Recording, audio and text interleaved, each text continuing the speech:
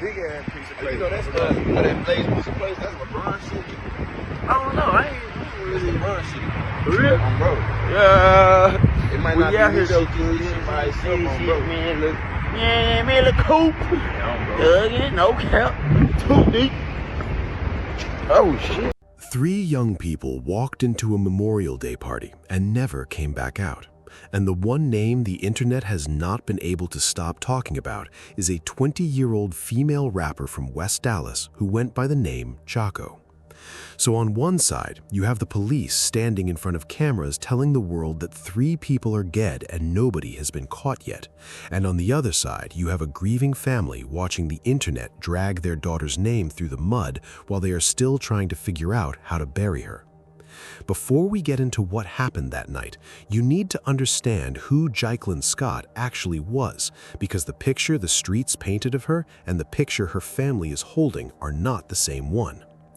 Jacqueline Scott was 20 years old, born and raised in West Dallas, Texas, and she moved through life with a set of street names that told you exactly how she wanted to be seen in the circles she ran in. She went by Jocko, Draco Jocko, Slimy Scott, and Crook, and every single one of those names meant something specific in the world she came up in. He don't want to see it. You want to get him out of there because that's Hold on. Hey, she said she need us. Look at this video, bro. Y'all turn the camera when it's clean in there. Okay then, queen.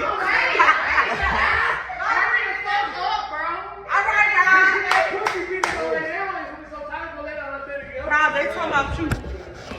Y'all ain't got that much time. Don't have G. Wait, stop recording. Draco is a reference to a compact firearm that became a symbol of toughness in drill and trap music, the kind of name you put on yourself when you want people to know you are not soft. Slimy and crook are street words that basically mean someone who is sneaky, unpredictable, or plays the game in a way that keeps other people guessing. And those names do not just get handed to you, you earn them by how you move. Jacqueline was an underground rapper in the Dallas drill scene, which is a style of music that grew out of the same roots as Chicago drill and Atlanta trap. It is the kind of music built on raw lyrics, heavy beats, and real stories from the street, and it mostly lives and breathes inside the local community rather than on mainstream platforms. Jacqueline hadn't broken out to any big audience yet.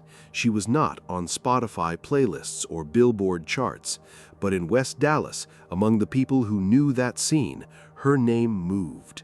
She was building something in the underground and was doing it in a space where female rappers had to carry themselves a certain way to be taken seriously, which is part of why her aunt would later say, with a lot of pain behind it, that Jacqueline was just a girl that act like a nigga. Now, Journey Griffin was 19 years old, and by every account, she was on a completely different path from the world Jacqueline moved in. Her mother, Cecilia Griffin, spoke to WFAA about who her daughter was, and what she described was a girl who had just finished high school and was ready to step into the next chapter of her life, full of plans and energy and the kind of excitement that comes with being young and finally free. The third victim, Jaden Cooper, was 24 years old, and his family has stayed mostly out of the public conversation since his death. I honestly didn't know how to make this video, but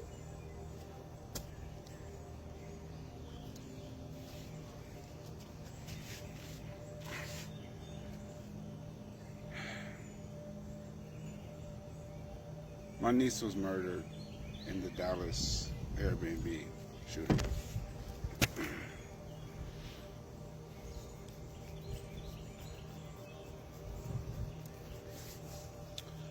For 3 to 4 days, they wouldn't even let my sister see her child's body,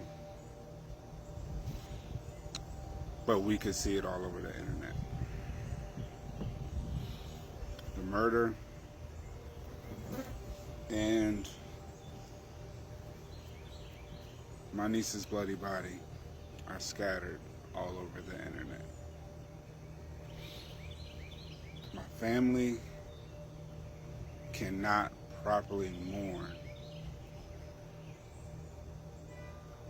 because of misinformation being put out, fake fucking GoFundMes being put out, and my niece's body bloody, and pictures and videos all over the internet. We are doing everything we can to try to scrub. It's not easy. It is an extremely difficult task. And I'm essentially, on behalf of my family, reaching out to anyone who can help with the removal of the videos and the photos on the internet of my niece so that we can heal. Especially my sister, especially my niece. Never thought something like this would happen, but who does? This is where we are, but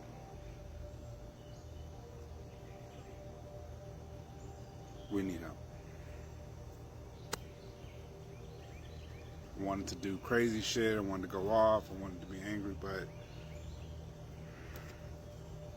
gotta be strong for my sister and my family. But we still need help. If you hopefully don't come across it, but if you do, please report, please call in, please help with the removal, and please pray for the families of those who lost loved ones.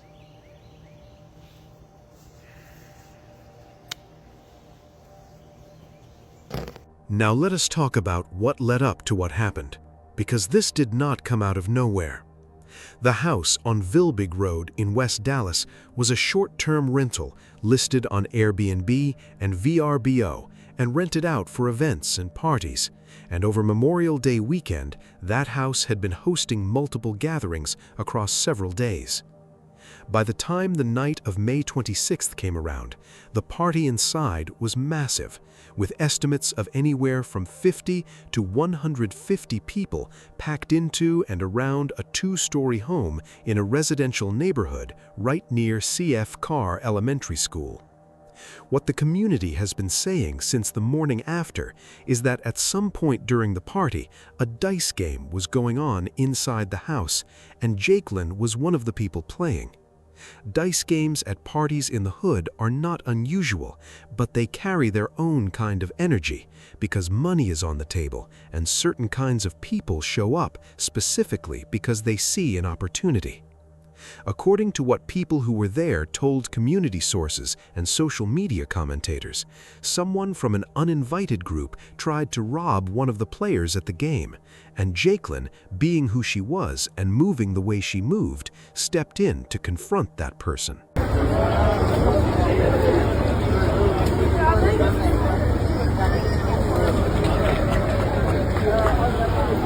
Got Journey in there safely.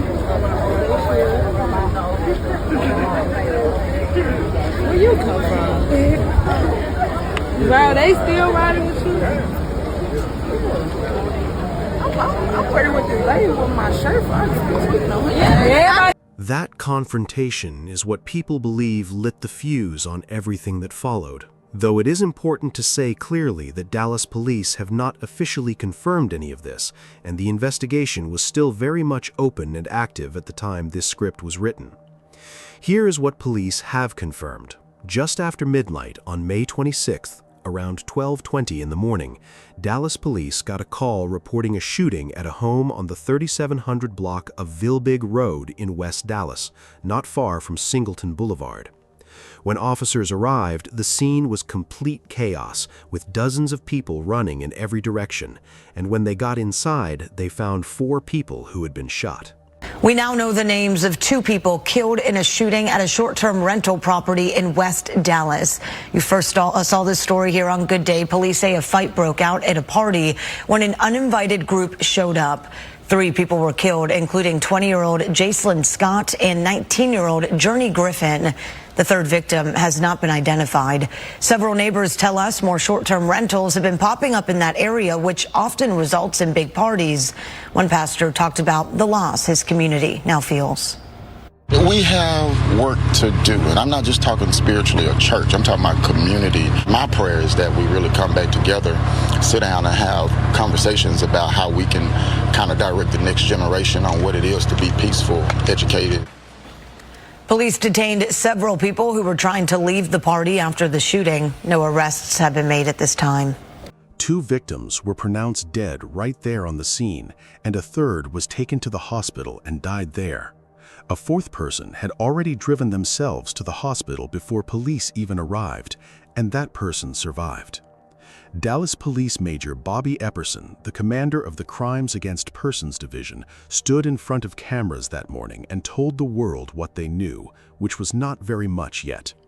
What police did confirm is that an uninvited group showed up at the front door of the party and a physical fight broke out right at the entrance, and that fight turned into a shootout within seconds. From there, the shooting spread through multiple floors of the house, with people firing from upstairs down at people below, and the physical evidence left behind told a story of just how serious it was. There were shell casings found both inside and outside the home. The back door was riddled with bullet holes, and evidence markers stretched all the way into the front yard. Detectives worked the scene for nearly 12 hours before clearing it just before 11 in the morning. Hearing about it, like for real. I just want to grieve in peace. I might need just not get on Facebook at all. Exactly, like all that, like she did this, she did that. Y'all did shit too. Y'all act like y'all just on here ain't got family members out here done did this. Y'all got YNs in y'all family. She just a girl that act like a nigga. And I don't know why, like, all this, y'all act like y'all just really know her. They said she was, they say he say shit. Like, okay, she did a little something. We don't, but people, like, ooh, I can't even explain it. Like, I don't even know what to say because y'all pissing me off. Like, everybody got somebody in their family who do something, did something, sold something. It don't matter what the crime is, they done did it.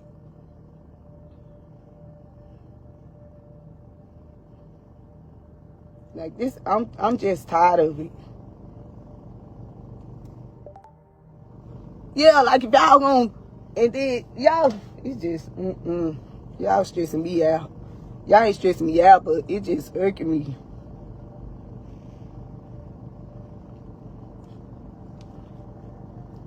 We as family, we know she didn't do shit that was right sometimes.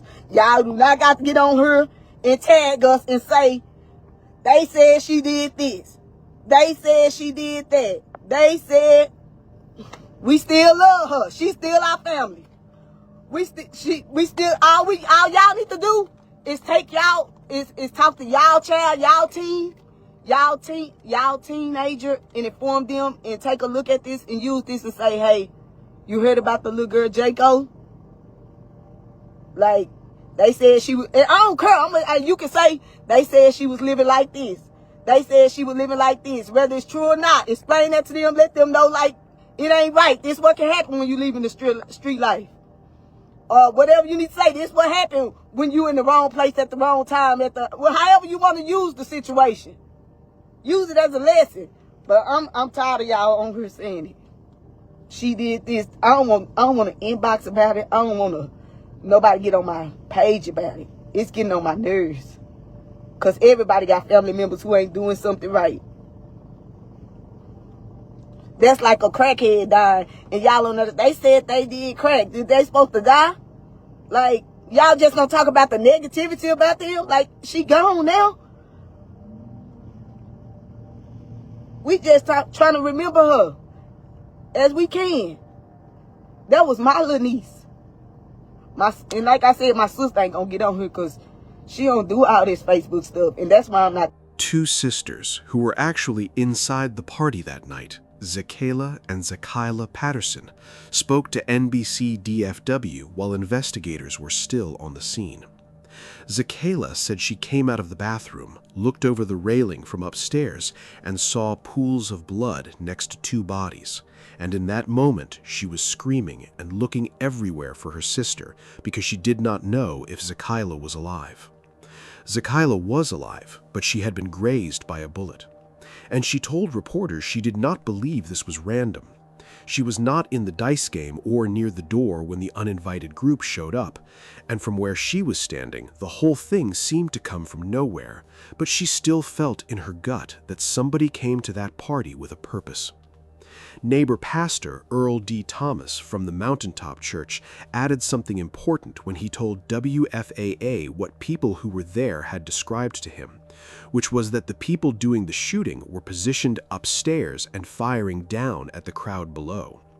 That matches the ballistic evidence perfectly because the bullet patterns and casing locations show shots being fired from multiple elevations, not one flat line of fire across a single floor. Then there is the surveillance footage. Neighbor Ernesto Martinez, who lives right next to the rental property, had actually called 911 before the shooting to complain about the party noise. When the shots went off, he checked his home security cameras and caught footage of 4 armed men jumping fences through the backyards behind his house and running away from the scene, heading toward what some accounts described as a waiting vehicle. PPERSON. I'm commander of the Crimes Against Persons Division. So this morning at around 12:20 a.m., Dallas police responded to a shooting call in the 3700 block of Vilbig Street. The preliminary investigation determined that when officers arrived, they located 4 people who had been shot by an unknown suspect. 2 of the victims died at the scene and 1 died at the hospital. The 4th victim is in stable condition. All of the victims are adults, and it is believed they were at this location, which is a short-term rental for a party. Further information will be released when it is available. Is there a suspect on the run? Are there concerns about that? What do you know? At this time, we haven't made any arrests, and we're still in the preliminary phase of investigations. Do you happen to know if the parties who opened the fire on them did they know each other? Was it just random or? That's still under investigation. Was any weapon recovered at the scene? I'm sorry, any what? The weapon? A weapon? We're still processing the scene. It's still active. I'm not able to comment on any weapons that are recovered.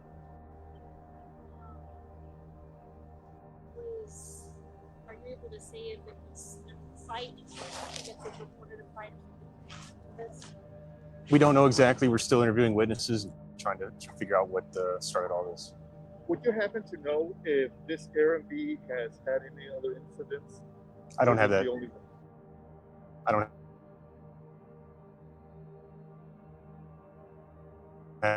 have that.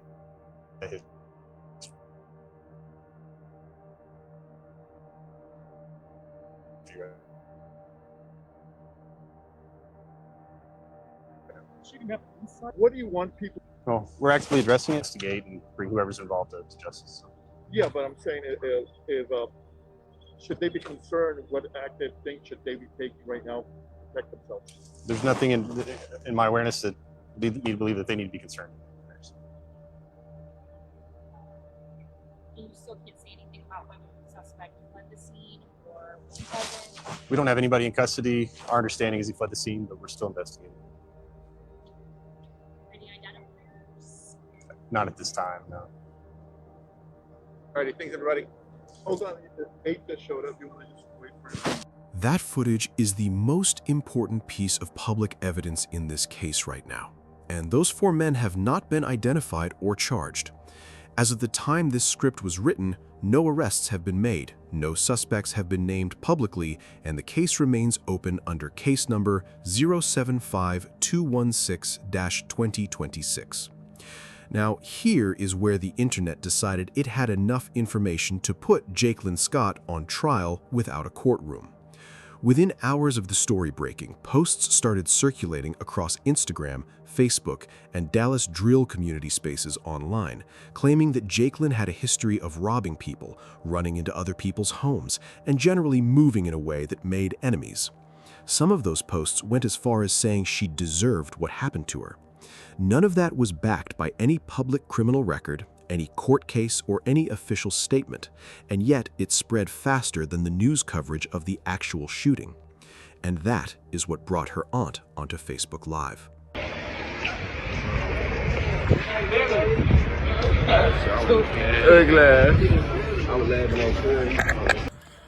This nigga built like an auntie, like a hoe.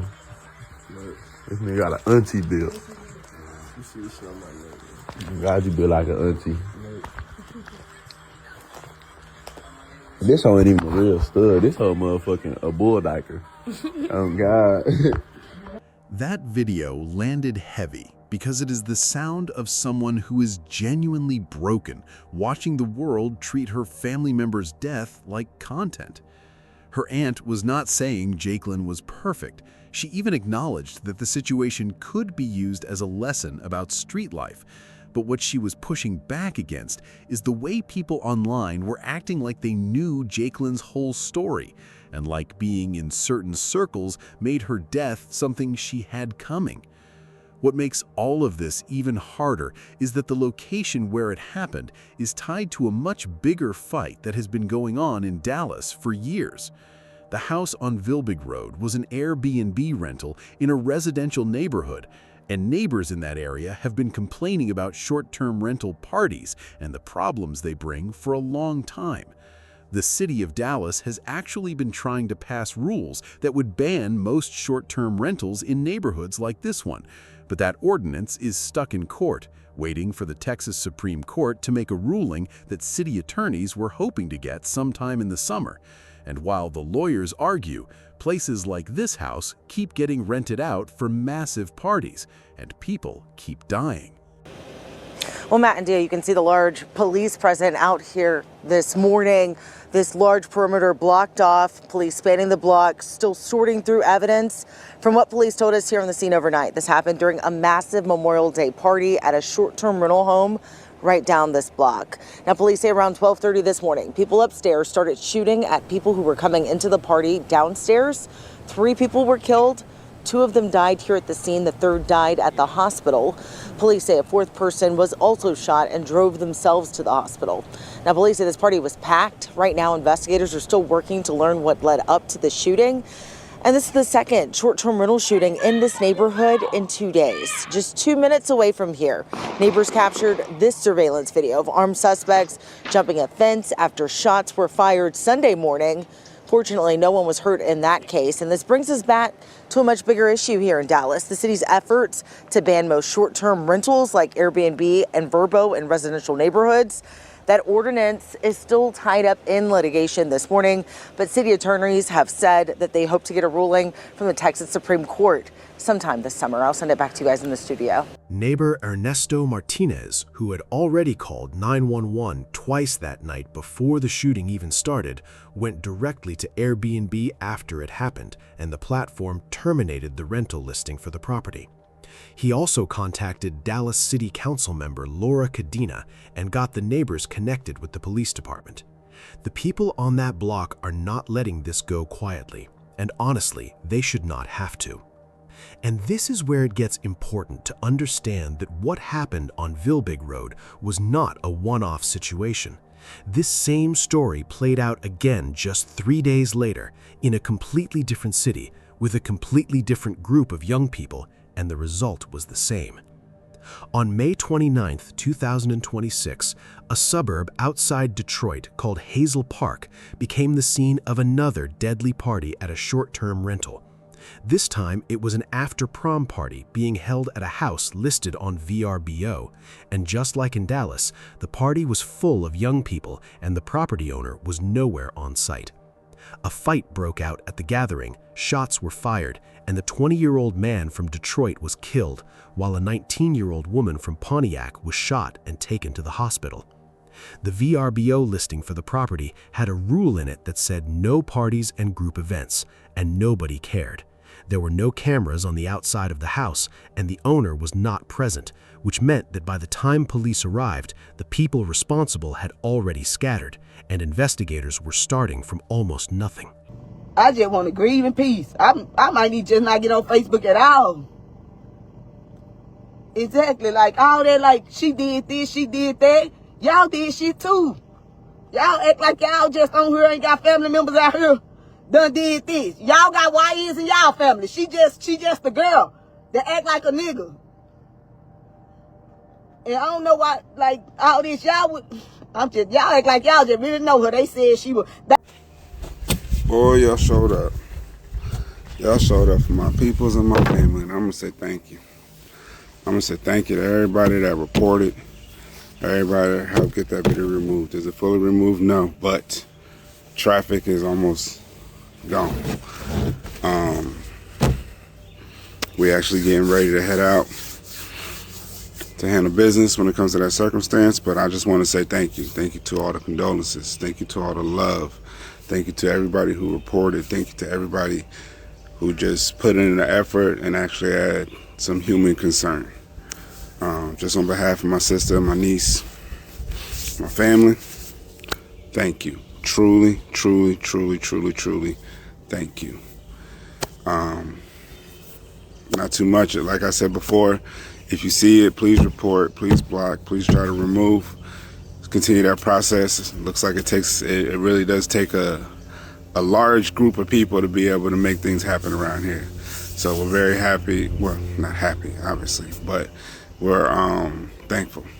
So y'all have a nice one. Go grow something. Take care of your kids. Hug your family. Hug your loved ones. Now. Hazel Park moved faster than Dallas did in terms of the property itself, immediately suspending the short-term rental license for the house and posting a notice on the front door. But that does not bring back the 20-year-old who died there. The owner of the property put out a statement saying they were, quote, deeply shocked and saddened, and that they had a zero-tolerance policy for illegal activity. And that kind of statement is very easy to write after someone is already in the ground. The pattern here is clear enough that it deserves to be said directly. Short-term rental platforms allow people to book residential homes for events without any real system in place to verify what is actually going to happen at those properties. And in communities where young people are going to parties and where certain kinds of conflict follow certain kinds of crowds, that gap in accountability has been killing people. The platforms make money, the property owners collect the booking fee, and the neighbors are left dealing with the aftermath while families bury their kids. That is the actual story running underneath everything that happened on Vilbig Road, and it is not going to stop until somebody with the power to change the rules decides that the deaths are more important than the revenue. 3 people left for a party on Memorial Day weekend and did not come home. Their killers are still out there. The case is still open. What do you think about this case? Let me know in the comments section. Click on one of the cards on your screen to see more videos like this.